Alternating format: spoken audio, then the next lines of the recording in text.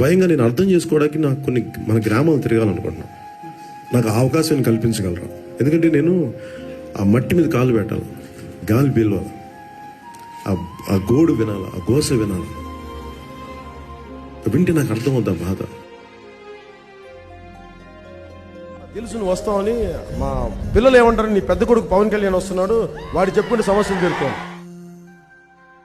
ఓట్లు వేస్తారో ఓట్లు వేయరో నాకు తెలియదు, కానీ మనస్ఫూర్తిగా నేను మీకు అండగా ఉంటాను. అంతటి చెప్పాను నిజంగా. ఓట్లు పడని మనకి పార్వతీపురం మన్యం ప్రాంతంలో మేము తిరిగి రోడ్లు ఎందుకు వేస్తున్నామంటే మాకు తలా మనా భేదం లేదు. మీరు ఓటు బాయంకా కాదా అని కాదు, మీరు మా వాళ్ళ కాదా, మా గుండెల్లో పెట్టుకుంటాము. నా కొడుకు వచ్చినాడు,